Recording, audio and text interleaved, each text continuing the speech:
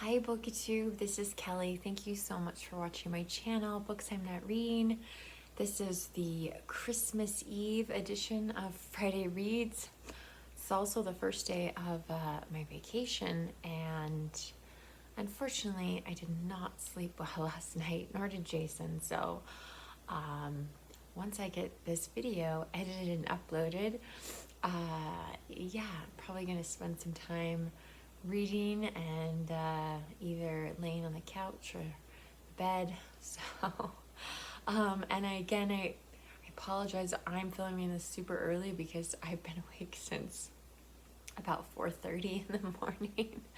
And so this is definitely one of the earlier filmed videos for me, but I just wanted to give you a brief update on a book I finished this week, and then kind of my plans for the weekend. I'm not really sure about next week. Before I get into what I read and what I didn't read this week, I did want to let all of you know I currently am doing a survey on my community tab, my community spot on my channel.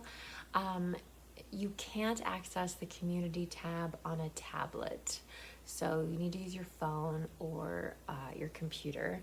But I'm trying to prioritize what videos I'm going to be making in 2022, just in terms of like if I'm really busy and I don't have a lot of time. What's the video to get up that week? I will be making all of those videos in 2022, but I'd really like to hear from you guys as to what you think. And I think I only have about 60 votes right now, so I definitely want that to be over 100 to feel really good about what kind of videos you are interested in watching. And there could be something that I didn't include, and if that's true, just leave that in the comment section of the tab of the community poll. So okay, so we're gonna go back in time now for a minute so I can tell you about the book that I finished this week. Hey Booktube, this is Kelly, the ghost of Christmas past.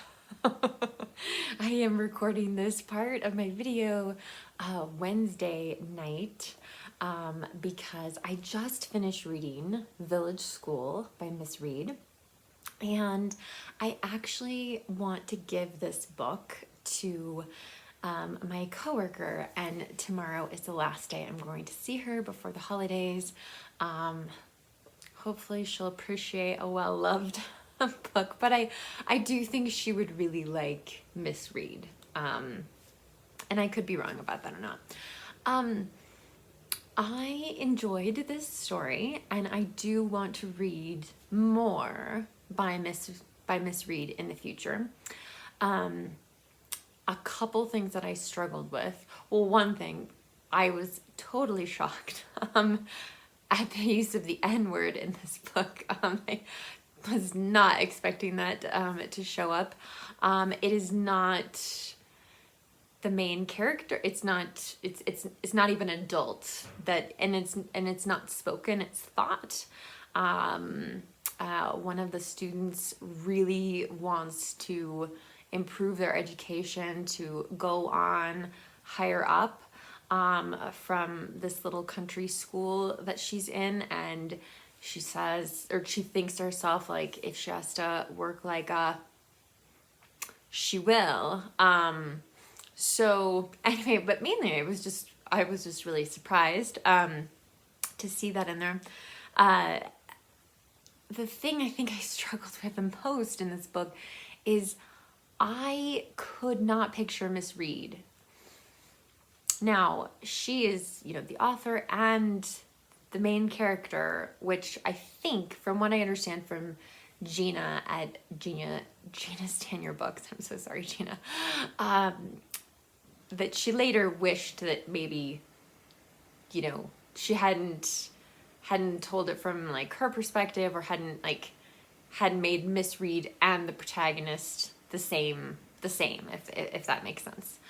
But I just couldn't picture her. And I mean, this is a kind of a crazy, this book was published in the 70s. It's kind of a crazy cover. I mean, I don't really think Miss Read looked like that, but the only thing that my mind could latch onto was Jane Eyre. And when Jane is teaching at a rural, you know, a very rural school. And so that's like what I kind of like hooked onto. So Miss Read throughout the entire book, in my mind, all I could see her in was like a black or navy blue long cloak with a hood. And I don't know where I got that idea from. I don't know how that came into my head. This book was initially published in 1955. It's actually Miss Read's first novel. But yeah, so it was just so hard for me to try to like remind myself, no, like we're not in the Victorian era, Kelly, like that's not what Miss Read looks like. And even there's some really cute little illustrations in this book, especially the beginning of some of the characters. There's Mrs. Pringle, the woman who cleans the school, and I don't know, I just needed something. I needed more description of her, and maybe a little even more of like what's of her background or her emotional life. At the start of this book, so this book basically just covers like a whole school year. So if you're a teacher or if you love books about teachers or anything, like this is definitely going to be something that you're going to want to read. And it's fascinating to see what a rural school post World War II in England probably looked pretty close to this, because I think Miss Read actually did that. So although there were times when I felt like maybe the children were a little too well behaved. Although when I was thinking about it, I'm like, well, if they're in the country and they're at home, they're underfoot, you know, their parents or whatever. And also like if they're not at school, then their parents are probably going to put them to work. And the school that Miss Read is headmistress of, so it has an infant's room, which infant in this context is like 5 to 7 years old, which I was like, okay. And then Miss Read's classroom is like 8 to 10 years old, and the 10-year-olds have to take tests, you know, during the year and decide like, you know, and that determines like what school they can go to next for older children. You know, I mean, it has like a charm to it. I also really love the fact that Miss Read, even if it's just in her thoughts, if she doesn't speak it, she's a little bit salty, actually. I wouldn't say like mean or anything like that. Like she definitely knows when to speak, when not to speak, that kind of thing. But yeah, she's got spirit. But there were also some things that were just, you know, really predictable. And I was kind of shocked at the end of this book. She sort of tells us about what's going to happen to some of the characters. And so that's kind of why I want to continue to read some of these, is to see like how on earth does that happen? So yeah, I would really like to know what you guys think about like what is a cozy book? You know, what should you expect from that? And kind of where do you think this sort of storytelling like kind of originated from? Like, is Miss Read the first one? I don't know. I still don't really know. While I was reading this, I kept thinking like, this feels like another author. Like, who does this remind me of? And it was actually, I really was reminded of Trollope. And the two books that I've read in the Barshets Shire series, I always say that wrong. You know what I'm talking about, the one that starts with the warden and then goes to Barchester Towers. But it's very rural England. You know, the school, this Miss Reed school and the church are very closely connected to one another. And you know, the vicar is in a lot of things and stuff like that. And so I can't help but thinking that the Miss Reed, the real Miss Reed, that she must have read Trollope. I just really, and I don't want to say like that Miss Reed is Trollope. I think Trollope is on kind of a whole other level for sure. But if you like Trollope and then you just want something maybe more kind of light, I think Miss Reed would be the way to go. What is your favorite Miss Reed book? One of the books that she wrote, I think Gina was going to read this year. I'm not sure if she got to it or what, but there's one that's a Village Christmas, and I would really like to read that some year at Christmas time. There is a Christmas scene in this as well, which is quite charming. But yeah, so I really want to hear from you guys as far as, what do you think of cozy books? Are those your jam?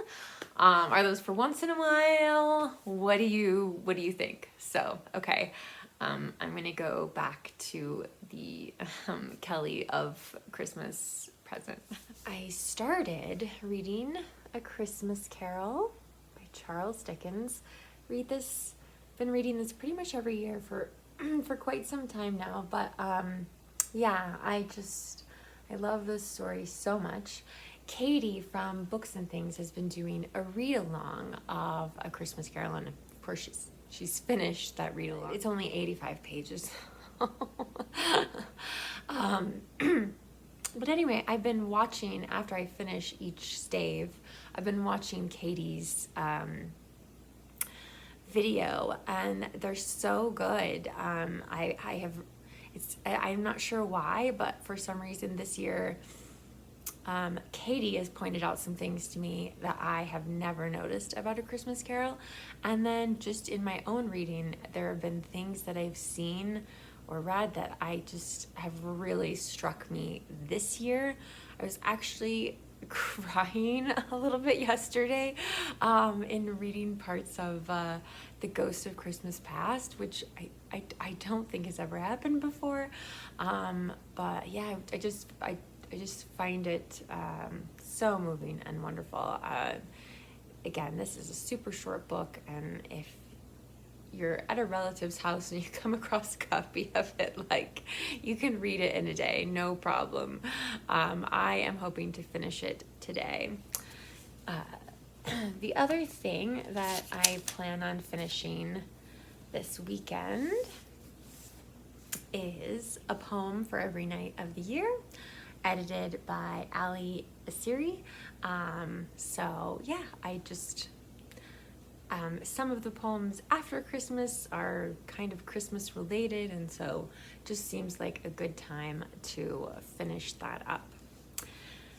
The other thing I would like to get to this weekend, and I don't know if I think I should be able to, and I have just shown this maybe once on my channel. This is, here we go, Lysistrata by Aristophanes. It's a play that one of you sent to me. Thank you so much. And so yeah, again, it's just a little short thing, and it's been kind of lingering around on my shelves, and I'd like to have a permanent spot on the bookcase. Jason actually really wants to read this play as well, so I know we'll be holding on to it. But yeah, so I just thought that might be kind of just completely take me out of a different element and different time, different place, all that kind of stuff.